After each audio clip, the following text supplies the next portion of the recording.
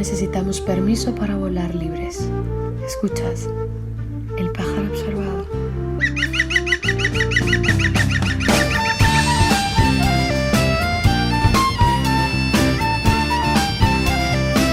Saludos observadoras y observadores. Comenzamos el vuelo 121 del pájaro observador. Este espacio que ya sabéis se emite desde un nido oculto en lo alto de un árbol en algún salvaje bosque de Cantabria. En el vuelo de esta semana os traemos una entrevista realizada a Jordi Calvo, que es doctor en paz, conflictos y desarrollo. También es profesor e investigador en varias universidades acerca de la paz, seguridad, conflictos y economía de defensa. Ha trabajado además como coordinador de proyectos humanitarios en Liberia, Costa de Marfil, Mauritania, Uganda, Zambia, República Democrática del Congo, Nigeria y República Centroafricana. Y es también coordinador e investigador del Centro DELAS de Estudios por la Paz, así como vicepresidente del International Peace Bureau. Esta entrevista la ha realizado nuestro compa Luis, que ya sabéis es miembro del colectivo No Violencia y de Zebra, el colectivo en busca de una respuesta antimilitarista. A lo largo de esta entrevista, Luis conversará con Jordi acerca de diversos temas en torno al contexto militarista que estamos viviendo y que se va incrementando día a día con los terribles hechos que vamos presenciando, así como los discursos políticos y mediáticos y también la normalización a nivel social de todo ello, dando pie a que este ambiente belicista se asiente y crezca cada vez más en nuestras sociedades. En ese sentido, conversarán acerca del papel de las universidades como apoyo y en un rol de complicidad con la industria de la guerra. También Luis le preguntará sobre qué podemos hacer en el escenario bélico actual desde la ciudadanía, así como acerca del riesgo de la vuelta del servicio militar obligatorio, un debate que en el Estado español aún no se ha instaurado, pero que en diversos países vecinos de la Unión Europea sí que lo llevan tiempo teniendo presente a nivel mediático y político. Y entre otros temas conversarán además sobre el papel de la banca en todo este ambiente cada vez más militarista. En la parte final del programa, y hablando del papel de las universidades, nos hemos desplazado en formato nido móvil a la acampada estudiantil que está teniendo lugar en la Universidad de Cantabria desde el pasado jueves 16 de mayo, en protesta contra el genocidio del Estado de Israel contra el pueblo palestino y el rol cómplice que ejerce la universidad, en este caso la Universidad de Cantabria.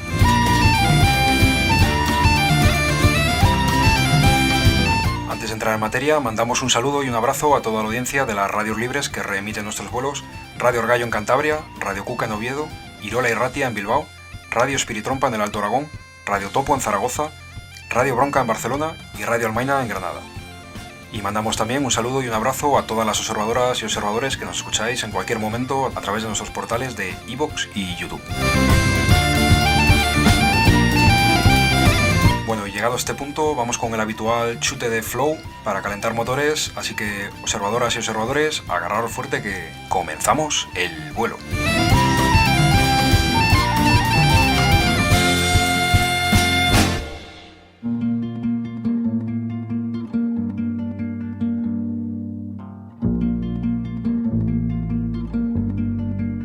No voy a ver el sol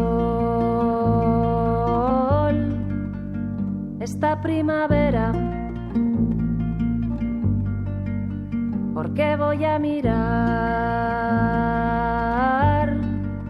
bajo mi calavera. No voy a ver el sol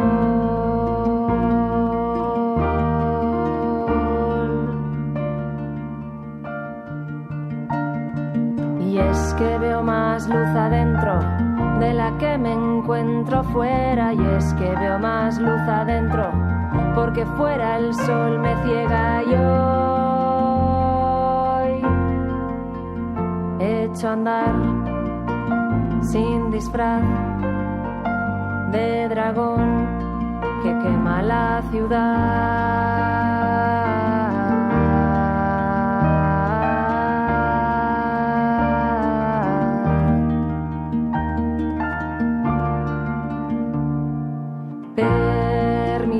Marchar al resto y quedarse una dentro, desbastándose los miedos y reír a carcajadas cada vez que pase el viento a través de mis agujeros y dejarlos vacíos,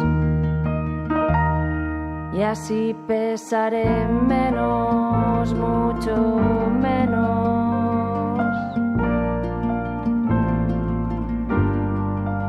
no voy a ver el sol esta primavera, porque voy a mirar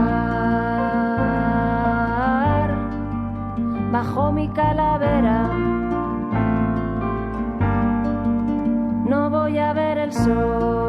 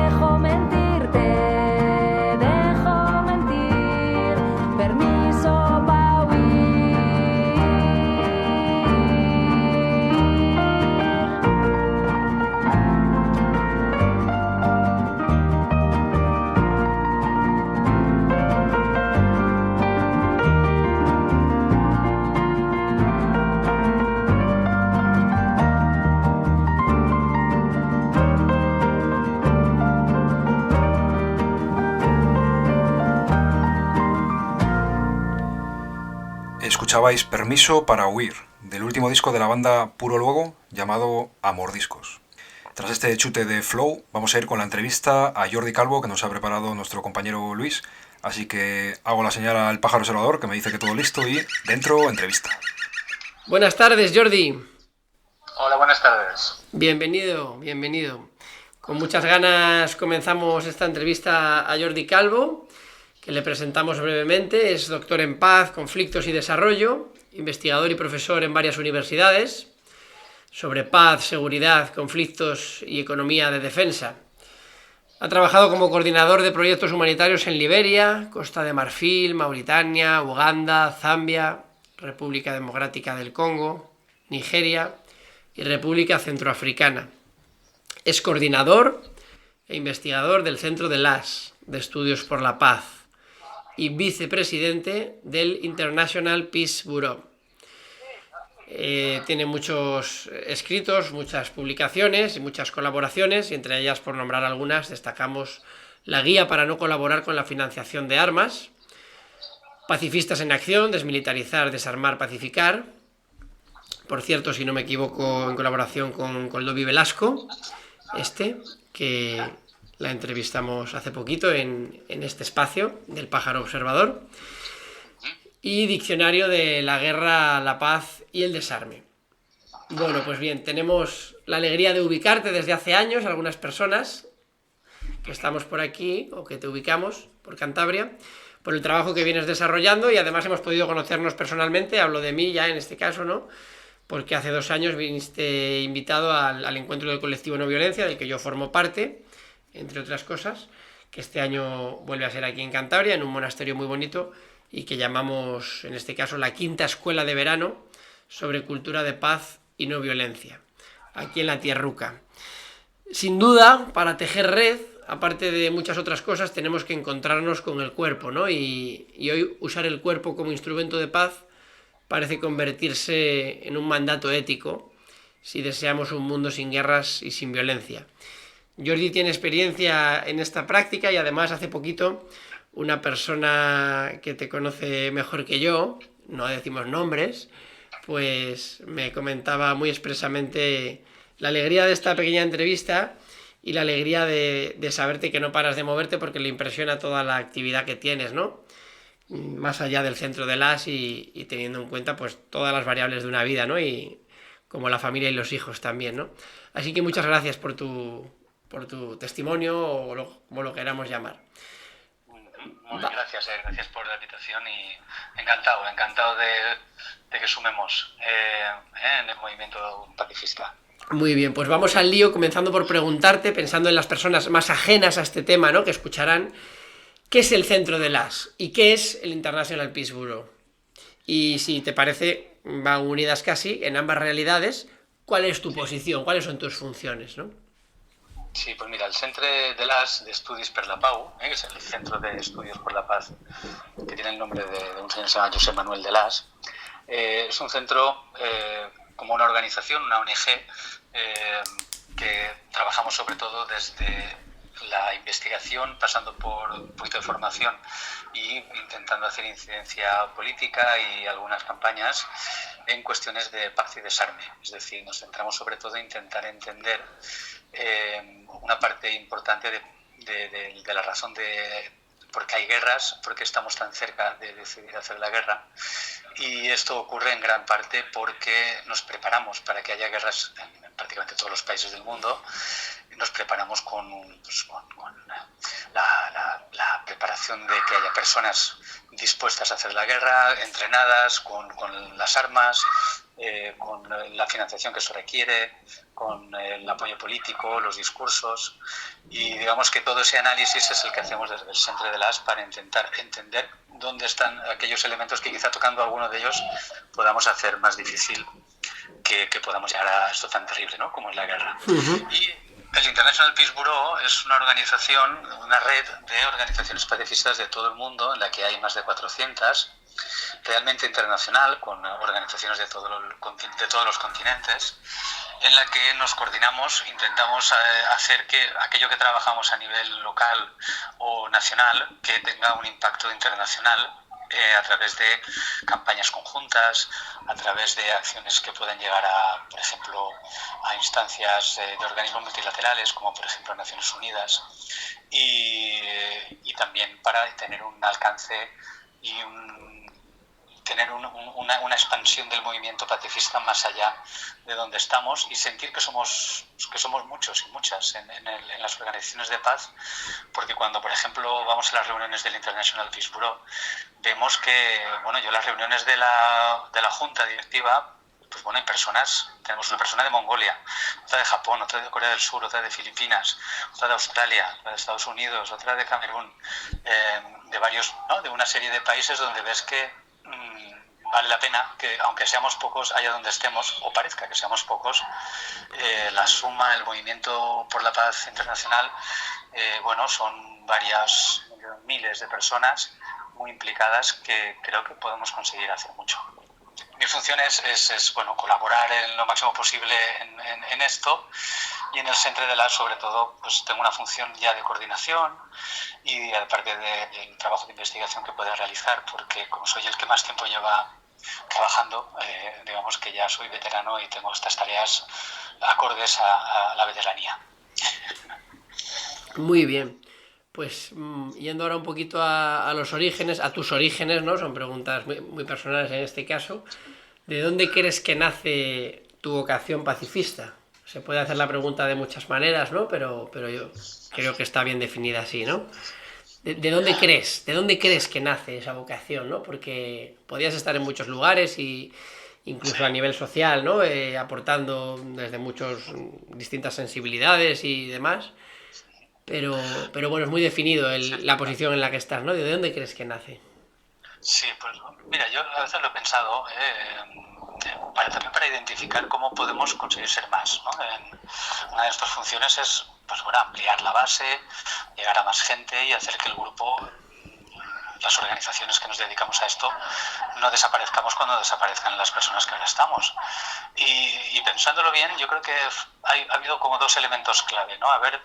Haberme cruzado con personas que me han hecho pensar, reflexionar y sentirme identificado con aquella causa y con aquel ejemplo de vida, como por ejemplo Recuerdo en los primeros cursos, ¿no?, a los que me acerqué sobre estas cuestiones, ya por 20 años aproximadamente, en los que coincidí con Arcadio Oliveres, que es una persona que también había hecho muchísimas charlas, muchísimas conferencias en las que mucha gente, pues al oírle, pues nos motivó, nos ilusionó o nos pareció que, bueno, esto había que prestarle, valía la pena. Arrastraba un poquito. Arrastraba un poquito. Yo creo que eso es un elemento clave, ¿no?, el haber coincidido con él y con algunas otras personas que hacen que tengas que te sientas que pertenecer a ese grupo, ¿no?, ir de la mano con estas personas, pues es algo que te nace. Y luego yo creo que también es importante haber coincidido en algún momento con una movilización, ¿no?, pacifista. A mí me tocó la movilización del No a la Guerra, aquella del No a la Guerra del 2003, digamos que fue la movilización con la que me salí a la calle, en la que había millones de personas, y aquel sentimiento, ¿no?, de comunidad, de manifestación, de protesta y de sentirse, ¿no?, parte de una lucha común, y además con bastante influencia, pues yo creo que eso también hace que esta otra vertiente, la de dedicarse al activismo, estuviera tan presente. Estos son olas, ¿no?, que suceden, y olas a las que es bueno que sucedan, animar a que sucedan, ¿no? Desde el movimiento por la paz creo que tenemos una función que es ayudar a que estas olas puedan ocurrir, como luego ocurrió con el 15M, fue otra ola de movilización en la que se sumó mucha gente a estas causas, y ahora pues quizá esté pasando otra de estas olas, por desgracia, por lo que está ocurriendo con el genocidio en Gaza, pero hay otra gran ola de movilización, de protesta, en las que la gente joven está demostrando, ¿no?, de nuevo que se está movilizando, que está dando un paso adelante. Y yo creo que ahora, por ejemplo, ocurrirá que gracias a estas acampadas también volverá a sumarse muchísima gente y a formarse y a leer para intentar entender por qué pasan ciertas cosas y qué es lo que hay que hacer para cambiarlas. Muy bien. O sea, resumiendo así por recapitular, por contagio, ¿no?, que decimos algunos, ¿no? Nombrabas a Arcadi y a otros que no tal, pero por contagio, ¿no? Es mucho como por contagio estas cosas. Y luego las movilizaciones, ¿no?, que casi... Pues se me va a ir de las manos con este comentario, pero le voy a decir, casi tenemos que dar las gracias al señor Aznar, al señor Ansar y al señor Bush, ¿verdad? Porque tú estés con este trabajo, ¿no? Bueno, pasamos de tema a un tema para nosotros fanganoso, bueno, y para todo el mundo, supongo. Ahora es interesante también que están todas las acampadas, vamos a hablar de universidad. Te proponemos comentar algo, ¿no?, sobre universidades. Estas tienen un papel fundamental en el desarrollo del conocimiento, sin duda. Y específicamente en algunos temas que nos interesan, ¿no?, a los que aquí estamos hablando. Resolución de conflictos, cultura de paz, mediación, no violencia. Pero sin duda tienen un papel muchísimo mayor en el apoyo y en la complicidad con la industria de la guerra y todos sus tentáculos. Esto quizás es una afirmación más delicada, ¿no? Para no extendernos, y puesto que hablamos desde lo local y desde la premisa y la creencia de que la guerra empieza aquí, y aquí obviamente estamos hablando en Cantabria y en Santander, pero es un aquí universal, ¿verdad? Es un aquí en todos los lugares, ¿no? Por desgracia, en un país tan militarizado como España, aunque no nos hayamos enterado. Aquí en Cantabria llevamos 2 cursos, con un curso de experto en guerra electrónica en la universidad pública de nuestra región. Aquí cerquita en Bilbao, en la Universidad de País Vasco, la UPV también pública, se ha iniciado una cátedra en ciberseguridad con muchos temas para analizar, como la presencia de la Universidad de Tel Aviv, que eso está más en boga ahora, ¿no? En todo caso, nos sentimos impotentes al ver cómo empresas privadas, el caso de la Universidad de Cantabria es muy evidente, 3 empresas privadas pues han dicho, mire usted, vamos a hacer esto, ¿vale? Y la universidad ha dicho, vale, ¿cómo lo hacemos? Así. Han puesto 4 perras, 4 duros para ellos, y condicionan los planes de estudios y tienen capacidad de decisión, ¿verdad? Además vinculándolo con las Fuerzas Armadas, con las empresas privadas, etcétera, etcétera. Bueno, como investigador que eres y vienes siendo, como profesor universitario, ¿qué crees que podemos hacer en estos casos? Pues mira, yo creo que en la universidad debemos recuperar una campaña antigua que tuvo bastante recorrido, bastante éxito, hace, pues yo creo que ahora ya hace 30 años, en que se impulsó, que era la campaña que era no a la investigación, a la I+D militar en la universidad. ¿No? Esta campaña tuvo más recorrido en Cataluña, pero yo creo que en otros lugares del Estado me parece que también se desarrolló, y en aquel momento en varias universidades consiguió algo que ahora está dificultando en algunas de ellas que ocurra lo que has dicho, que es incorporar incluso hasta los estatutos de la universidad, que la investigación, que desde allá se promueva o se facilite o se dé pie a investigación de carácter militar. Por ejemplo, en la Universidad Politécnica de Cataluña fue así, se consiguió introducir y estaba generando serias dificultades para que proyectos como los que has comentado pudieran desarrollarse, que ahora mismo es algo bastante habitual, que haya, ahora y antes, en las universidades, claro, una vertiente en la que la investigación más aplicada, ingenierías y de todo tipo, pudieran acabar desarrollando productos o sistemas que puedan servir después para un desarrollo militar posterior. O sea que yo creo que esto es lo primero, ¿no? Ponerlo difícil, hacer que haya debate, porque el problema es que a veces simplemente ves el dinero, alguien lo paga y nadie lo debate, ¿no? Coge el dinero, contrata a las personas que haya que contratar y hace la investigación que toque. Cuando hay debate, las cosas pueden cambiar. Y la otra es que creo que podemos usar algo tan importante como la objeción de conciencia. La objeción de conciencia en la universidad y en cualquier ámbito de la vida debe ser utilizada cuando lo consideremos, y en este caso, siendo investigadores de una universidad, tenemos que, como cualquier trabajador incluso, ¿no?, puede hacer una objeción de conciencia de carácter laboral, de no trabajar en aquello que considera que es que no cumple, ¿no?, con sus valores, con sus principios, está en contra de aquello en lo que cree. Y en la universidad también se puede hacer, y creo que quizá con más libertad que en algunos otros trabajos, donde la objeción de conciencia quizá suponga, ¿no?, algún problema insalvable, ¿no?, para quien la haga. Pero en este caso, en la universidad, me parece que debemos animarnos a que esto ocurra más, y además es un lugar desde el cual esto se puede transferir o transmitir, o puede ser un ejemplo para el resto de la sociedad. Muy bien, muchas gracias.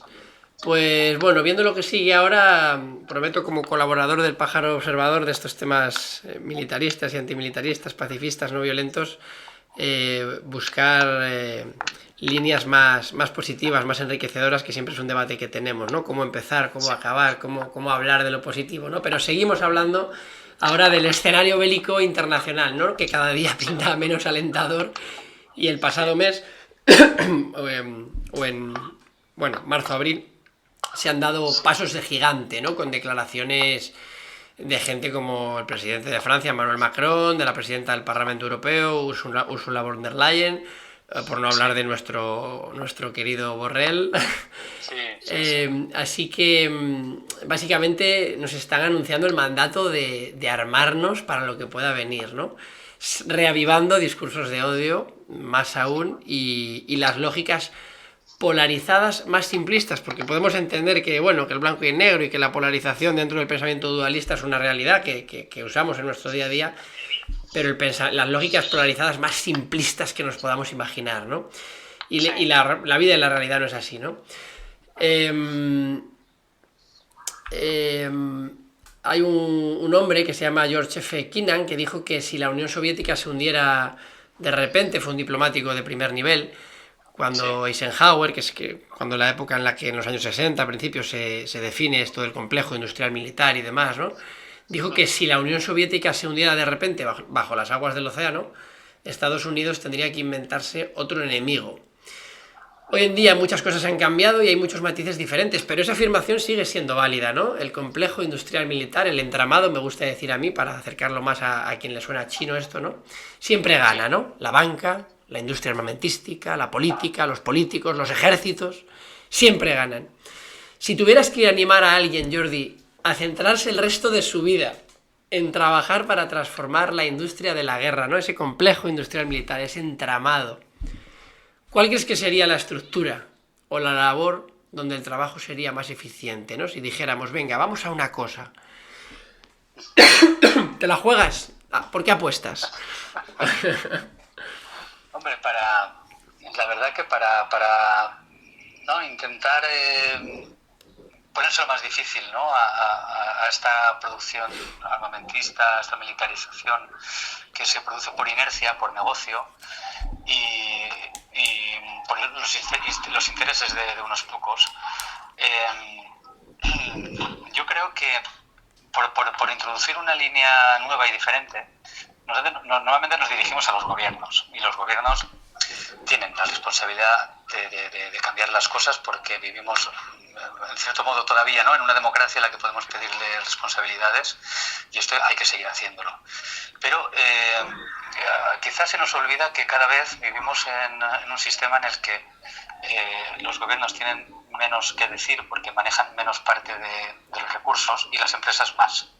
Y las empresas de armas cada vez son más grandes, como muchas empresas, cada vez tienen más capacidad de influencia y de decisión y de lobby, y de conseguir que las leyes estén hechas a su medida. Tenemos que entender que el sistema funciona así también. Tienen una gran agencia, ¿no? Una gran capacidad de hacer que las cosas sean como son por sus grandes recursos y capacidad de conseguir lo que quieren. Entonces, yo creo que por incluir algo diferente a lo que quizá hemos hecho en otras épocas, deberíamos dirigirnos más a estas empresas y ponérselo difícil. Las empresas de armas tenemos que, primero, hacer que esto sea percibido como un trabajo del que nos tengamos que avergonzar. Quien vaya a trabajar en una empresa de armas, por mucho que sea su trabajo, debe sentir como mínimo la vergüenza de tener que hacerlo escondido y no sacando pecho y orgulloso de hacer algo, digamos, de gran valor, sino lo contrario, como mínimo. Y creo que ahora no estamos ahí. Pero bueno, hay que poner, hay que darle el valor a las cosas, cada cual la que tenga, y en este caso, fabricar armas que son para lo que son, pues bueno, es algo que en principio como sociedad pretendemos que deje de hacerse, que desaparezca, y sabiendo del gran poder de las empresas, pues bueno, deberíamos no contribuir a ello. Eso por un lado, ¿no? Esta cuestión. Pero yo creo, y luego lea por el otro, creo que es lo que tenemos que intentar, es que estas empresas tengan difícil la producción, tengan difícil la comercialización. Yo creo que el trabajo que se hace en los puertos, por ejemplo, denunciando, ¿no?, ese tránsito de las armas, es muy relevante, muy importante, y se lo pone difícil y nos hace pensar sobre esta cuestión. Yo creo que es una línea muy, muy interesante, relacionada con el tránsito y el comercio. La logística. La logística. Y después yo creo que también, y es algo que hacemos menos, porque tampoco tenemos tantos recursos, pero deberíamos meternos tanto como pudiéramos, debemos saber quién está en estas empresas, quién manda, quién decide, porque si rascamos, pues bueno, probablemente vemos a las grandes familias y financieros y, en fin, pues quienes han controlado la economía de ciertos países durante mucho tiempo, también han controlado las empresas de armas, o lo están haciendo ahora, y tenemos que identificar quiénes están. Y bueno, como mínimo, yo siempre digo, como mínimo no les aplaudamos por lo que hagan, ¿no? Que no venga pues quienes trabajan, los CEOs de Indra o de Airbus o de Leonardo o de cualquiera de las grandes empresas de armas, y además tengamos que recibirles con alfombra roja, sino lo contrario. Muy bien, queda claro. Y por si hay algún loco que se anima y dice, Jordi tiene entidad moral para que yo me dedique los próximos 20 años a esto, y revisamos cualitativamente una investigación dentro de 20 años, ya puestos, pregunta más medio en broma, pero va en serio, ¿no? ¿Centrarías esfuerzos o te atrae más, ¿no?, las grandes empresas o esas pequeñas, ¿no? Rondan, si no me equivoco, las cercanas a 400 empresas las que se producen componentes, al menos, armamentísticos en España, pero es cierto que las grandes son contadas con los dedos de las dos manos, ¿no? Las grandes, incluso hablo a nivel nacional, ¿no?, aunque luego hay mucho más complejo a nivel internacional y demás. ¿Dónde crees que hay más importancia? No lo digo porque muchos grupos pequeños sí que creo que podemos tener una incidencia efectiva, ¿no? A nivel moral, como decías, ¿no? A nivel de que dé vergüenza ir a esta empresa que... me explico, ¿no? No hablar de Indra, el control de fronteras, la guerra en la Navantia, las corbetas, esto pues es muy complejo, ¿no? En cambio, hablar de empresas como Textil Santanderina, que es desconocida a nivel nacional, aquí en Cabezón de la Sal, una zona muy bonita, pues que hace material, textil, ¿no? Desde hace muchos años, no sé si desde el 90, pues si se hiciera una campaña realista, pues sería muy tangible y muy fácil, ¿no? El avanzar, ¿no? ¿Qué te llama más? ¿O es a los dos frentes a los que hay que ir, ¿no? Hay que reducir esa imagen, esa potencia de las grandes y también ir a objetivos más realistas y tangibles en las pequeñas. ¿Te decantarías por alguna si hubiera que elegir? A ver, mira, yo creo que... Son preguntas trampa un poco, ¿verdad? Sí, yo creo que depende del ámbito, ¿no? Por ejemplo, como hemos empezado a hablar quizá en un ámbito más internacional, es verdad que tenemos hay lugares desde los que tenemos que explicar, por ejemplo, pues estas empresas de armas grandes que están en Europa escribiendo la política de defensa de la Unión Europea. Esto hay que decirlo y hay que denunciarlo, hay que ver quién son y por qué ocurre y entender que la política funciona así y que quizá lo que está allí ocurriendo es lo que les conviene al negocio de estas empresas. Eso por un lado. Y esto ya lo hacemos. Pero es verdad que los grupos locales tienen una función muy importante, que es la de mirar a su alrededor y ver dónde ocurre esto. Los grupos pacifistas locales o antimilitaristas, pues creo que una función muy importante es, yo creo que informar, ¿no? Hacer visible lo que ocurre. Pero tenemos que entender también la dificultad que tiene vivir en una localidad o en una comarca en la que hay empresas de armas donde trabajan gente que conoces o familiares, ¿no? Absolutamente. Entonces, bueno, digamos que hay que hacerlo, pero en cada lugar, ¿no? Hay que respetar sus ritmos y las maneras, ¿no? Y el alcance que pueda tener en cada momento, claro. Porque al final tenemos que vivir en este lugar, ¿no? Totalmente, con realismo. Muy bien, pues se baraja la vuelta del servicio militar obligatorio, ¿no? No es algo que se haya ido nunca en los últimos años, pero especialmente ahora, desde Ucrania, ¿no?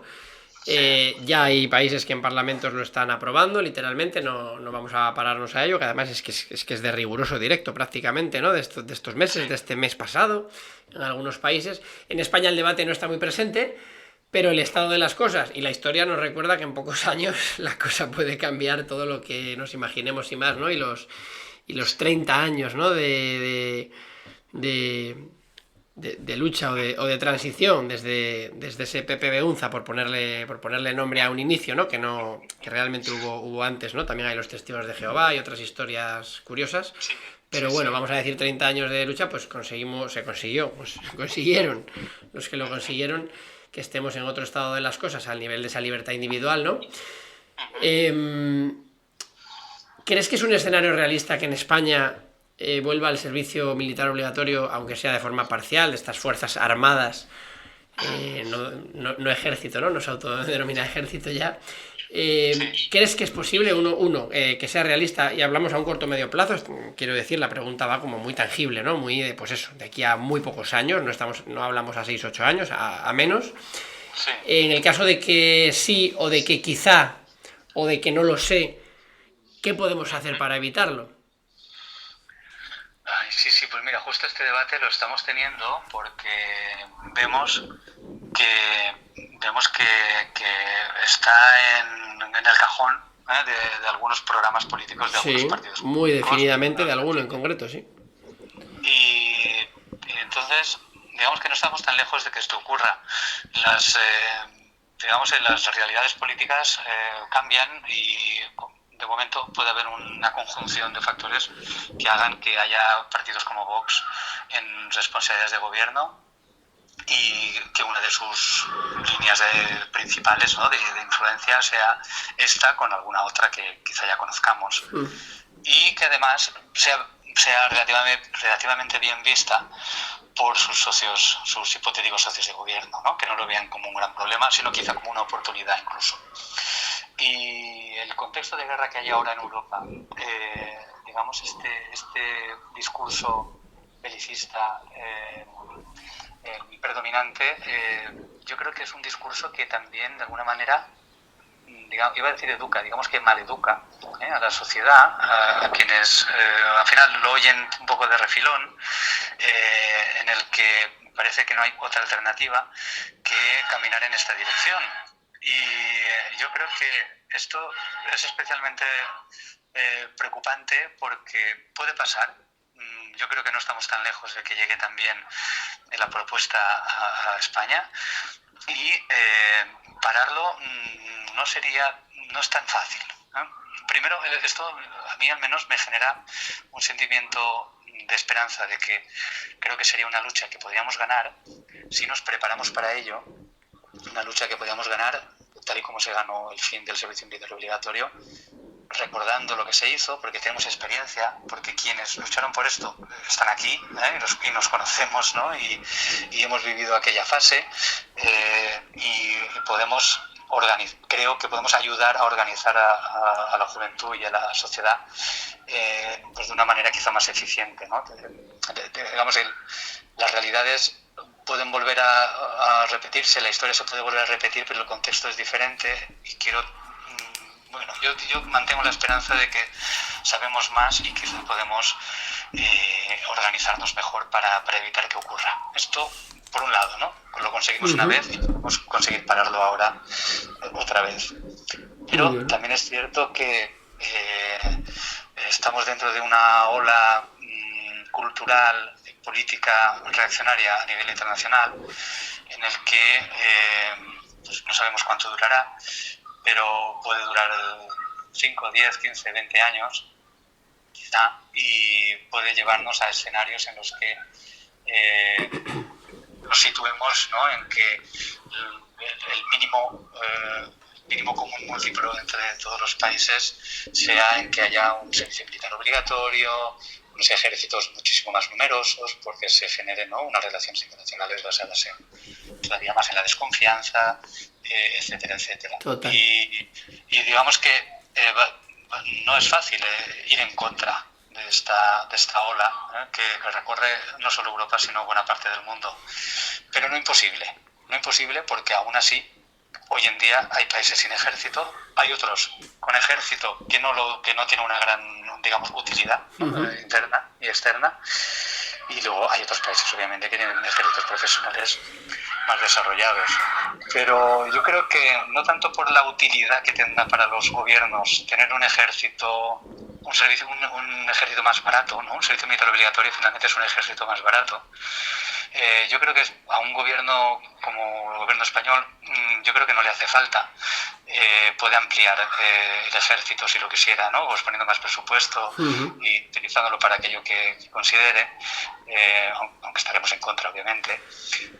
Pero creo que quizá puede interesar a nivel español por el componente cultural que tiene, el componente adoctrinador. Hacer pasar a la juventud, aunque sea por un servicio militar obligatorio corto, significa pues hacer un curso intensivo de valores machistas, de valores de marcialidad, de la obediencia ciega, del pensamiento acrítico, de todo aquello que genera ciudadanos, digamos, menos libres, menos bajo mi punto de vista. Totalmente, y bueno, por buscar una mirada no violenta, ¿no? Y buscar la verdad del enemigo, ¿no? Supongo que también en esas posibles propuestas puede haber cosas positivas que no hacen sino reforzar lo que quieren colar, ¿no? Evidentemente. Y estaba pensando en concreto en Francia, que Macron ya en 2018, si no me equivoco, inició un servicio cívico-militar, que empezaron un proyecto piloto de 2.000 personas, que ahora creo que están haciendo decenas de miles, menores de edad incluso. Tenemos contactos que lo han hecho y que tienen algunos componentes interesantes, pero evidentemente el trasfondo del tema y el objetivo es meter lo militar desde una perspectiva de, pues eso, más de guante blanco o que suene bonito, ¿no? Hablando más de seguridad y no tanto de muerte y de bombas, ¿no? Si pasara, para cerrar este tema, si pasara, ¿qué llega? ¿no? Y viendo lo que hablamos, viendo lo que dices, viendo la historia que nos precede, no sería ciencia ficción, viendo la realidad del mundo. ¿Qué opciones tenemos? Aparte de asumir cárcel, por supuesto, ¿no?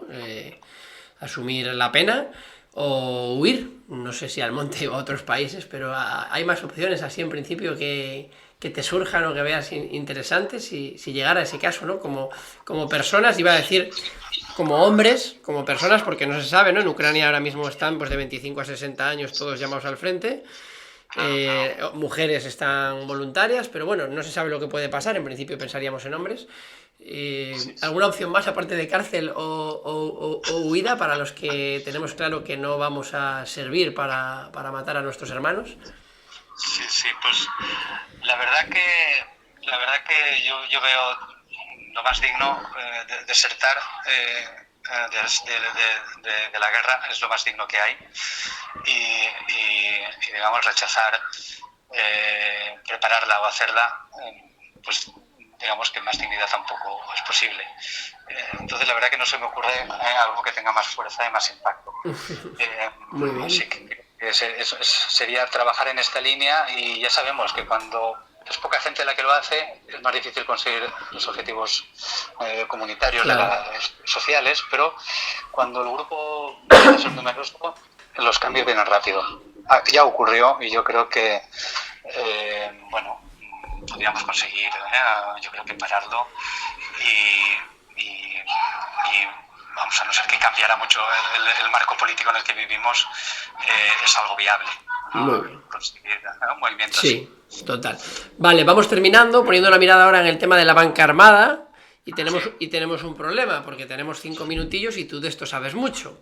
Así que vamos al lío. No es nada nuevo que la banca hace posible que la industria armamentística desarrolle su trabajo, ¿no? Parece que los estudios indican, y tú lo sabes bien, que 3 de cada 4 armas no existirían sin la banca, ¿no? A muchos niveles, ¿no? El evidente y el que todos comprendemos, los que no sabemos de economía, es el de la financiación, ¿no? Aunque hay, pues, otras cosas como emisión de bonos y pagarés, el tema de accionariado y demás, ¿no? Esto merece un momento de silencio y una pequeña toma de conciencia, ¿no? Para entender la complejidad, ¿no? de este entramado industrial militar, de este complejo, que nadie, cuando digo nadie hablo de la gente que está lejana, ¿no? A estos temas. ¿La banca cómo? ¿Que tiene importancia? No solo tiene importancia, es que es una importancia vital, decisiva y imprescindible, ¿no? A un nivel extremo, ¿no? O sea, un 75% de las armas no existirían. Todo está bien organizado para que nadie se sienta responsable del sinsentido de la guerra, ¿no? Parece que nadie la lía, ¿no? Ninguna de las grandes estructuras, ni el político, ni la empresa, ni la banca, ni el que pasa por allí, ni el que... Sí. Igualito que pasa con tantos temas, ¿no? Como en la guerra implícita del coltán o de los minerales, ¿no? Por nombrar algo, las materias primas, la esclavitud de adultos y infantil en el textil, ¿no? Deslocalizada. Por suerte conocemos bien cómo pasa, ya lo conocemos bien, ¿no? Por los estudios, y podemos decidir como ciudadanos mucho, no todo, pero mucho, ¿no? Dónde colocar el poco o mucho dinero que tengamos, qué compras hacer, etcétera, etcétera. ¿Tienes algún consejo para elegir banco? Porque las opciones sabemos que tampoco no son muy abiertas, ¿no? Por supuesto, teniendo en cuenta que las personas estamos en distintos procesos, ¿no? Y hay personas que pasar del Banco Santander o el BBV, principales financiadores de empresas de armas y de armas nucleares, pasar a una banca comercial normal, pero más pequeñita, que solo invierta unos milloncejos de euros, pues es mucho, ¿no? Para algunos. Otros tendrán que pasar a Triodos, otros tendrán que pasar a Fiare. Pero, ¿cuál sería tu consejo, ¿no? para elegir, ¿no? O un criterio, ¿qué pensarías, ¿no? ¿Qué dirías? Pues mira, yo creo que tenemos, primero, que entre banco grande y banco pequeño, o caja pequeña. En la caja pequeña, las cajas rurales, algunas cajas de ahorros que todavía existen, están ligadas al territorio y digamos que es menor la probabilidad de que estén dedicando sus recursos a la industria de las armas, a no ser que en el territorio donde estén haya muchas empresas de armas, que puede ser el caso, también hay que mirarlo bien. Esto por un lado, ¿no? Después, yo creo que para asegurar la decisión tenemos que mirar las entidades financieras que existen, que tienen una actividad hacer un ejercicio proactivo para evitar financiar empresas de armas. Esto significa que cada proyecto de financiación que les cae en las manos, miran bien qué empresa es, tienen un comité ético, un comité que incorpora, por ejemplo, la cuestión del armamento, y analizan si esta empresa participa o no de esto. Y esto lo hacen muy poquitos bancos. Esto solo lo hace FIARE, Banca Ética, que sería el banco de banca minorista, que nos da un servicio como el de cualquier otro banco que necesitamos hoy en día, con su tarjeta, etcétera. Y luego tenemos también Triodos, que incorpora estos criterios, aunque no es una cooperativa. Digamos que FIARE tiene la característica de ser una además, ¿no?, de economía social. Triodos es un banco normal y corriente, pero que ha optado por esta estrategia de captar clientela. Y luego está COP57, que es una opción financiera, de entidad financiera para ahorrar. Para ahorrar solamente, en el que con tus ahorros no solo no se dedican a proyectos armamentistas y de alguna otra característica no ética, sino que además se dedican para lo que es la movilización social y la transformación social. Y la verdad que aquí se acaba la lista. Bueno, el otro que es parecido a COP57, también solo de ahorro, sería Oikocredit, que también tiene, ¿no?, digamos, esta función, pero usa los recursos que nosotros ahorramos allí, nuestro dinero lo usa para financiar proyectos de desarrollo en países del sur. El resto, como te digo, habría que mirar caso por caso, y como te digo, los más pequeños suelen tener mejores valoraciones, es decir, no suelen aparecer financiando empresas de armas, pero quizá de manera inconsciente. Y después hay alguna caja pequeñita en algún lugar determinado, como por ejemplo Caixa Popular en Valencia, tiene una buena actitud en este sentido y una buena política que les permite evitar prácticamente siempre financiar el armamento. Eso ya cada cual en el lugar donde está puede investigar, ¿no?, qué opciones tiene. Perfecto, pues nos quedamos con esos dos criterios, 3-4 opciones éticas sólidas y sí.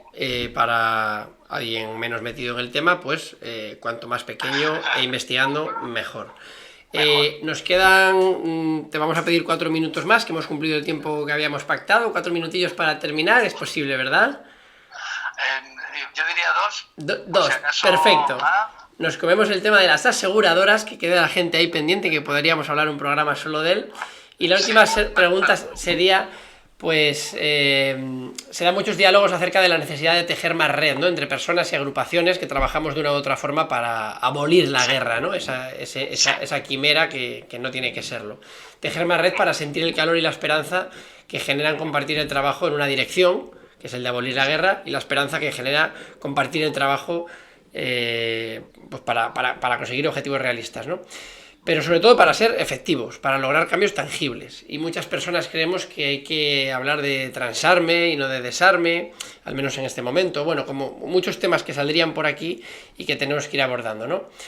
Si nos posicionamos de forma más realista y negativa ante el incesante y desorbitado aumento del gasto militar, ¿no?, que esto es una locura y sigue siendo, y más, y en España también, y más, y además engañándonos, ¿no?, y del desarrollo del complejo industrial militar en general, parece que solo queda aspirar simplemente a que se deje de aumentar el gasto, a que se deje de batir récords, ¿no? A ver si el año que viene nos quedamos igual, en vez de aumentar un 1% o un 23,6% como aumentamos en el 22, ¿no?, etcétera, etcétera.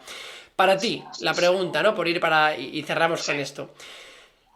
A nivel estatal y sin ir a lo concreto, ¿no?, ¿qué se te ocurre o qué paso crees que podemos dar para coordinarnos, ¿no? ¿Qué objetivo ambicioso pero realista y concreto te gustaría abordar, ¿no? ¿Qué podemos hacer para unir fuerzas? Y puede ser una pregunta, esto es una pregunta muy abierta, muy compleja, ¿no? Puede ser algo muy etéreo, muy casi muy amoroso, ¿no? Muy utópico, ¿no? La pregunta es más utópica que tangible, aunque está concretada en lo tangible, ¿no?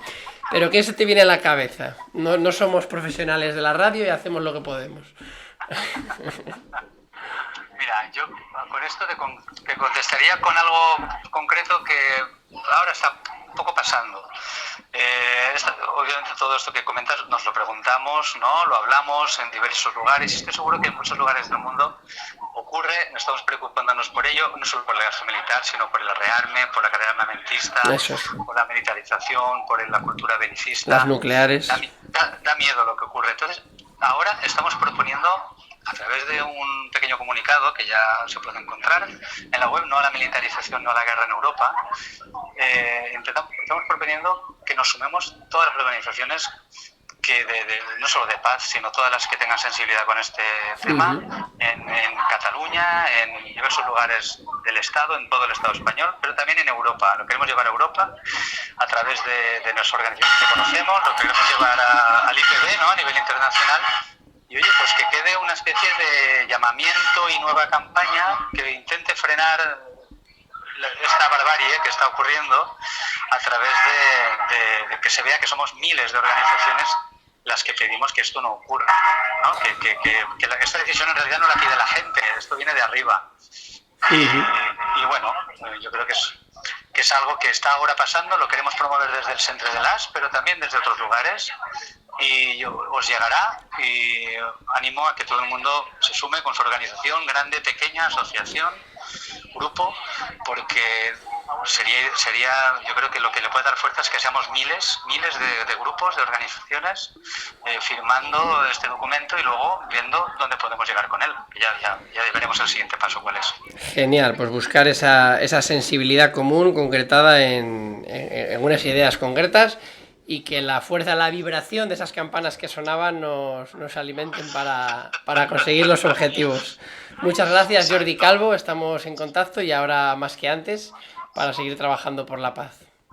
Muy bien, gracias a ti y a vosotras. Buena semana. Hasta la próxima, adiós. Hasta la próxima.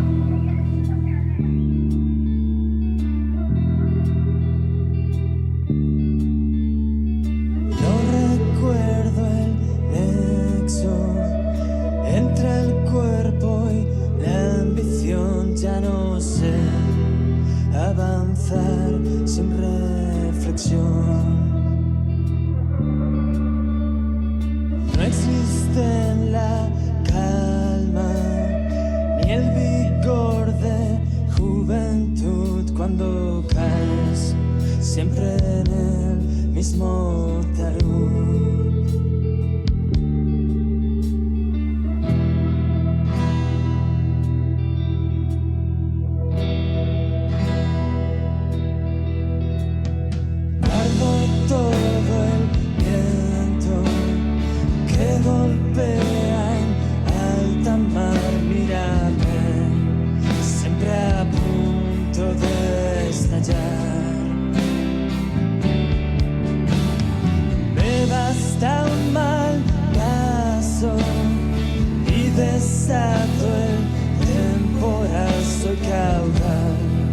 A punto de desbordar.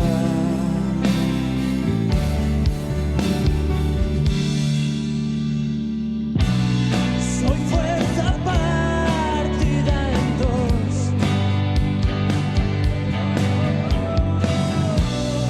Soy desaliento y verdad.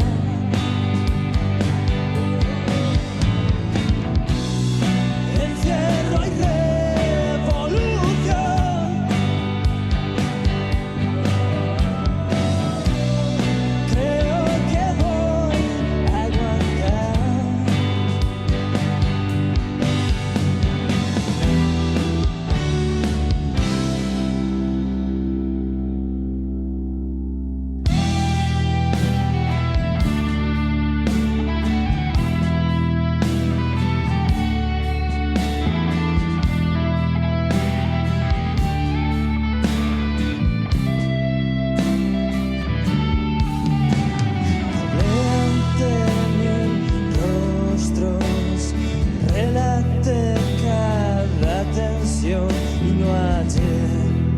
más que muecas de expresión. Pero aunque vea el polvo donde solo brilla el sol, no seré solo polvo y dolor.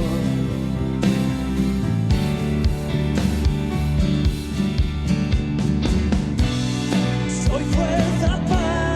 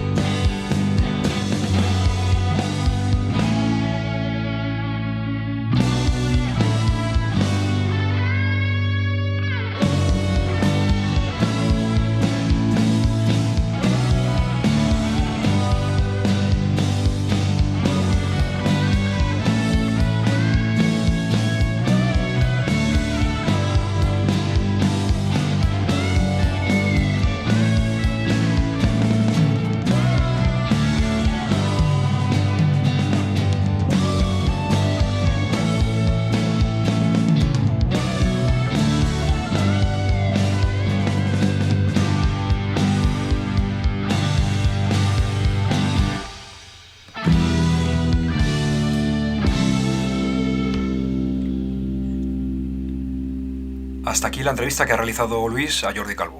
Y escuchabais también la canción Desaliento, de la banda Delaware, en la cual ya sabéis que nuestro compañero del nido, Alex, es el cantante, compositor y una de las guitarras.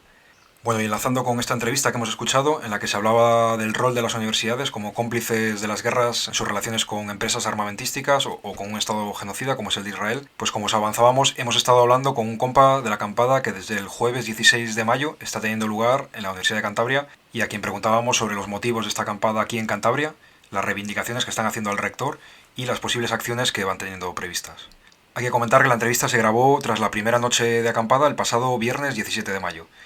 Esta acampada, al menos hasta la fecha de grabación de estas palabras, unos días antes de la emisión de este vuelo, pues continúa en marcha y hasta donde sabemos de manera indefinida y con sus firmes reivindicaciones ante la Universidad de Cantabria, aprovechando todo este tiempo para tejer redes con colectivos sociales de Cantabria y la propia sociedad, con diversas acciones y actividades que van teniendo lugar con el paso de los días. Bueno, vamos allá con la entrevista realizada el pasado viernes 17 de mayo. Sí, entonces igual en primer lugar, ¿cuáles son los motivos un poco que han impulsado esta acampada en Santander? Pues bueno, siguiendo un poco la línea general que hemos visto a nivel internacional, que empezó en Estados Unidos y que ya se ha expandido por 300 universidades en toda Europa y por el contacto que tenemos con otras universidades de España, pues los estudiantes queríamos salir aquí a la universidad y hacer actividades y hacer la acampada para reivindicar la importancia de estar comprometidos con las cosas que pasan en el mundo y especialmente con el genocidio que está ocurriendo en Palestina, porque ya no se puede permitir que después de 35.000 muertos y 75.000 heridos y la destrucción de las infraestructuras y el territorio palestino, pues ellos nadie les esté apoyando. Entonces la solidaridad por parte del movimiento estudiantil consideramos que es fundamental y nosotros de Cantabria queríamos expresarla de forma clara con esta acampada. ¿Y qué expectativas tenéis un poco a través de lo que podáis conseguir con esta acampada? ¿Cómo lo estáis viviendo, ¿no? Después de la primera noche también que lleváis aquí. Pues respecto a cómo lo estamos viviendo, estamos bastante contentos porque es verdad que ha llovido y ha sido un día duro, pero sí que ayer hemos hecho muchas actividades, se ha unido mucha gente y nos hemos quedado más personas de las que consideramos que iba a ser al principio a dormir. Entonces nos vemos fuertes. Ayer en la asamblea que hemos realizado por la noche, pues yo creo que hemos visto los ánimos bastante bien. Y respecto a qué exigencias un poco y qué objetivos tenemos, pues los leímos ahí en un comunicado que hicimos, pero bueno, fundamentalmente girarían en torno a presionar al Estado de Israel desde el nivel de la Universidad de Cantabria, y esto se podría hacer pues principalmente rompiendo todo tipo de convenios de investigación o de becas de cualquier tipo que hubiera con la universidad de Israel desde la OCE, y también desde la OCE presionando o rompiendo relaciones con empresas que son fundamentales en la financiación de Israel. Algunas que hemos comentado nosotros, por ejemplo, son Solvay o el Banco Santander. Y bueno, un poco más allá, además de la lucha contra la protesta contra el genocidio que está realizando Israel contra el pueblo palestino, respecto a un poco la vinculación de la universidad con el negocio de las armas en general, su participación directa e indirectamente con otros conflictos armados, ¿qué opinión tenéis? Pues también hemos comentado eso, los que estamos aquí acampados, y nos parece un tema importante posicionarnos al respecto. Por ello, una de nuestras reivindicaciones era acabar con que se diera fin al posgrado, al experto universitario, en guerra electrónica que existe en la OCE desde hace un par de años.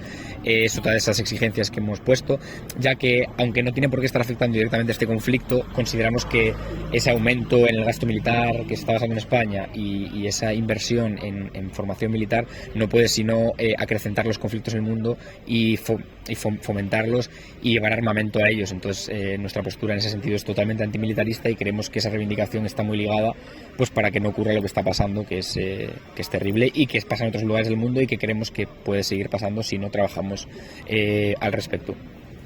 ¿Y cuál está siendo la respuesta? O sea, ¿con quién estáis hablando? ¿Con el rector o con otros organismos de la universidad? ¿Y qué respuesta sentís que están teniendo? Pues respecto a la respuesta, sentimos que tenemos mucho apoyo por parte de muchas organizaciones de la sociedad civil y por parte de profesores que han venido a darnos expresamente su apoyo, también por parte de sindicatos, etcétera. Y respecto a la comunicación un poco que estamos teniendo con el rector y el vicerrector, pues sí que hemos hablado con ellos y de momento pues no nos han dado problema en hacer la acampada. Veremos a ver cómo va sucediendo un poco cuando vayamos planteando estas exigencias de forma un poco más contundente. Y bueno, de momento no hay problema, pero no sabemos cuál será la respuesta a esas exigencias, y aunque nosotros obviamente de momento pues estamos intentando hacer las cosas bien y de forma respetuosa. Sí que no vamos a dejar de acampar o no vamos a dejar de hacer acciones hasta que no se cumplan dichas exigencias, porque consideramos que son importantes. No venimos aquí a pasar el rato, sino que venimos a apoyar y hacer lo que podamos por apoyar al pueblo palestino. ¿Qué tipo de acciones planteáis hacer estos días? El llamamiento para la manifestación y cómo estáis haciendo para atraer a los estudiantes a estas acciones. Pues aún tenemos que seguir debatiendo un poco sobre qué acciones vamos a hacer, pero sí que tenemos pensado hacer acciones enfocadas en la agitación y la propaganda para que más personas conozcan este conflicto, para que más estudiantes de la universidad entiendan la importancia que tiene y lo condenen con nosotros, y además también se unan, como tú bien has dicho. Entonces, pues nuestra idea es hacer repartos, pasar por las facultades, hacer concentraciones en distintos lugares estratégicos de la universidad, también acudir por supuesto a la manifestación que hay el domingo, y eso, intentar seguir dándole voz por todos los medios, además de algunas acciones enfocadas en crear material para nosotros, pues puedes hacer pancartas, etcétera. Aún estamos planteándolas, pero sí que van a ir siempre en esa línea, la línea de darnos más visibilidad, de darnos más fuerza, de que se nos una más gente y de que podamos, por tanto, llegar al rector de una forma más contundente y que podamos estar en disposición de que se cumplan nuestras exigencias. ¿Y necesitáis algún tipo de apoyo a nivel logístico, material, humano? Pues la verdad que todo el apoyo que podamos recibir es bienvenido. Por ejemplo, pues todo el tema de difusión nos viene muy bien. Sí que cuestiones logísticas que se nos puedan prestar, por supuesto, que ya nos han prestado algunos grupos en forma de comida, tiendas de campaña, etcétera, nos viene también muy bien. Y bueno, también el hecho de venir aquí, por supuesto, aparte de difundir, venir aquí a dar apoyo de alguna forma, a expresar nuestro apoyo, a pasar un rato con nosotros, ya que estamos aquí todo el día, también nos viene muy bien. Ya lo han hecho varios grupos y la verdad que estamos muy contentos, y todo el que quiera hacerlo, pues que se pase a apoyarnos y a hablar con nosotros. Iritsi da eguna, bihotza otik irten zait bat-batean. Ezagutu dudanean, bizitzak gatzik ez du, ezin bazara maite mindu, tren bakarra eta ezin galdu. Hasta aquí el vuelo de esta semana, y os avanzamos ya que el próximo vuelo, que ya se está cocinando, dará continuidad a todos estos temas que hemos hablado hoy, ya que incluirá una entrevista que realizará de nuevo Luis, en este caso a Pepe Beonza, quien fue el primer objetor de conciencia en el Estado español al servicio militar obligatorio, también conocida como la mili. Así que os animamos a no perderos este vuelo que, lo dicho, dará continuidad a varias de las cuestiones que se han hablado hoy y que también introducirá otros temas, datos y reflexiones en torno al antimilitarismo. Os avanzamos de paso que por varios motivos vamos a espaciar un poco este próximo vuelo, que será el anteúltimo de la temporada, y en lugar de emitirlo dentro de 2 semanas, en este caso lo vamos a emitir dentro de 3 semanas. Es decir, en lugar de emitirlo en torno al jueves 13 de junio, saldrá en torno al jueves 20 de junio, encontrándonos ahí ya con los 2 últimos vuelos con los que cerraremos esta 6ª temporada. Así que nada, cogemos un poco de aire y energías para poder volar con más fuerza, y dentro de 3 semanas nos escuchamos de nuevo en el nido. Hasta entonces ya sabéis que estamos en contacto a través de nuestros portales de Facebook, de X, el antiguo Twitter que actualizamos ya nombre, también en los comentarios de nuestros canales de iVoox y de YouTube cuando vamos publicando los programas, o podéis escribirnos también a elpajaroobservador@gmail.com. Y por lo demás, y pase lo que pase, seguid volando libres y rebeldes, y nos escuchamos muy pronto en el nido de El Pájaro Observador. Nirekin lo egin dezan